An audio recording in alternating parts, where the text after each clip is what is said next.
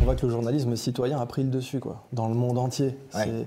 C'est Tucker Carlson qui fait un pied de nez à Fox News. Enfin, on pourrait en parler des heures. Tucker Carlson se fait virer de Fox News. 2 mois plus tard, Fox News le supplie à genoux d'avoir le droit de retransmission de son interview de Poutine. Et l'interview, des petits extraits qu'ils mettent d'une interview qui a été vue par 1 milliard de personnes dans le monde, les petits extraits, il y a marqué courtesy Tucker Carlson. Ils viennent de le virer comme un malpropre et ils en sont à dire merci beaucoup.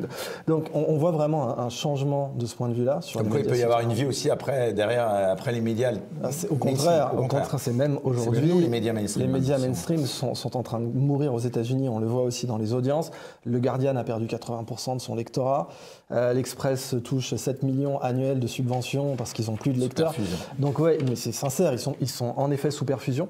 Et là, ce que vous avez montré même en intro, c'est très intéressant parce que c'est cette guerre de l'information. Je voulais juste faire un point là-dessus. Parce que je viens d'écrire un article sur George Soros pour le journal Omerta, que je vous recommande. Très bon magazine, Régis Le Sommier, ancien de Paris Match, qui a été attaqué aussi. On l'a considéré comme un poutinolâtre, ce qu'il n'est pas du tout, parce que simplement, il était allé en tant que reporter de guerre en Ukraine pour apporter les faits.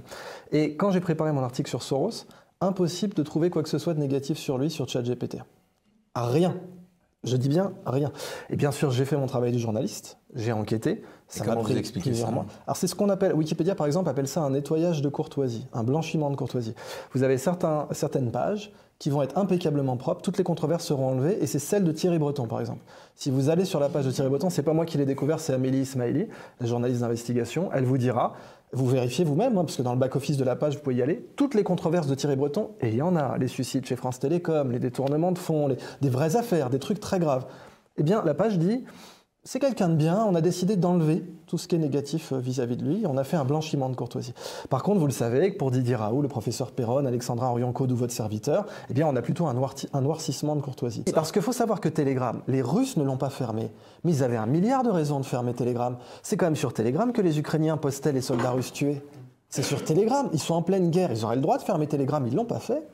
Ils l'ont pas fait, mais Pavel Durov maintenant avec la particule, eh bien, s'était barré à Dubaï. Il avait donc alternativement la nationalité de Saint-Kitts-et-Nevis, Dubaï, nationalité française, nationalité russe.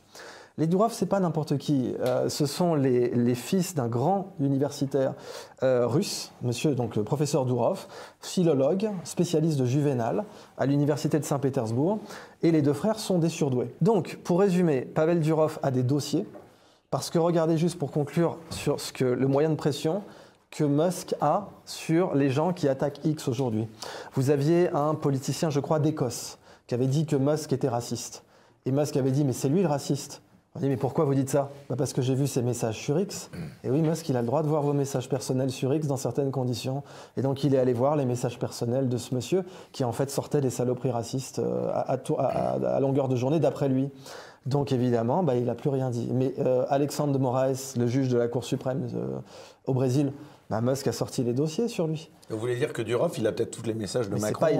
Il les a d'ailleurs. Il a les messages de Macron à ses Alors ministres. c'est même sûr, et pas forcément à ses ministres. Je ne sais pas dans quelle mesure Macron... C'est pas très mal de la part de Macron. Alors justement, peut-être que ça l'est, parce que la question c'est, est-ce qu'ils veulent faire pression pour récupérer ça? Pour finir, Poutine a ordonné à tous les fonctionnaires russes, depuis l'arrestation de Pavel Durov, a ordonné à tous les fonctionnaires russes d'effacer leurs messages sur Telegram. On a quelques personnalités en France qui contrôlent la presse et qui, pour l'essentiel, sont macronistes. Qu'on le veuille ou non. Évidemment, le pilier central, c'est Bernard Arnault. Parce que Bernard Arnault contrôle peu de titres directement, Les Échos, Le Parisien, c'est déjà pas mal, mais avec les publicités du groupe LVMH, en fait, il peut faire fermer n'importe quel journal. Demain, il dit à un journal, vous n'aurez plus de publicité Louis Vuitton chez vous, c'est terminé. Et donc, en fait, le padrino du game pour l'instant, c'est Bernard Arnault, qui est totalement macroniste. Et en effet, il se trouve que Xavier Niel est son beau-fils. Donc on peut vraiment dire que c'est le même clan dans... Il y a Kretinsky là aussi qui est donc Alors voilà, le et maintenant bénéficiaire. arrive Kretinsky. Alors Kretinsky, c'est de qui il s'agit. C'est un personnage absolument fascinant. Je rappelle que quand on est dans le camp du bien, on n'est pas un oligarque, on est un philanthrope.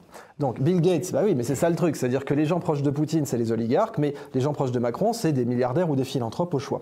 Des mécènes. Bill Gates, voilà, des mécènes, de grands commandeurs des arts et des lettres. Alors, il se trouve que Bill Gates, c'est un philanthrope. Je rappelle que quand j'ai enquêté sur Soros, j'ai vu que ChatGPT me disait que c'était un philanthrope. Bon, c'est un philanthrope qui étrangle sa femme, mais bon, ça arrive à tout le monde, ça, je veux dire. Qui ne l'a pas fait au bout d'un moment Bon. Vous êtes un un fer de lance, un ambassadeur de cette liberté d'expression.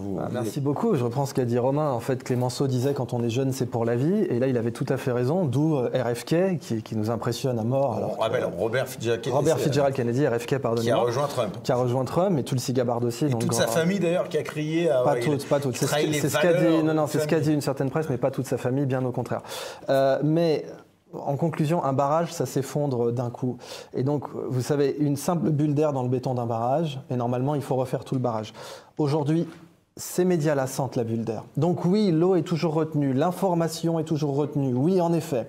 Oui, on peut continuer à dire que les Russes font des vagues humaines en Ukraine, par exemple. Oui, on est comme à Stalingrad, ou un fusil pour 2 hommes, ce qui d'ailleurs est une légende, c'est jamais vraiment arrivé à Stalingrad. Mais bref, on continue à dire ce genre de conneries. Ça peut passer, des Français l'écoutent et l'entendent, et parfois même le croient. Mais la bulle dans le béton du barrage, ils la sentent. Et s'ils ne la sentaient pas, ils ne nous enverraient pas Thierry Breton pour nous censurer, ils n'enverraient pas l'Institute for Strategic Dialogue pour essayer de faire du name and shame sur les gens. Ils la sentent, ils sont terrifiés, et quand le barrage va péter, ça ne va pas se faire ça va pas se faire lentement, ça va péter d'un coup, comme disait T.S. Eliot, une explosion, pas un soupir.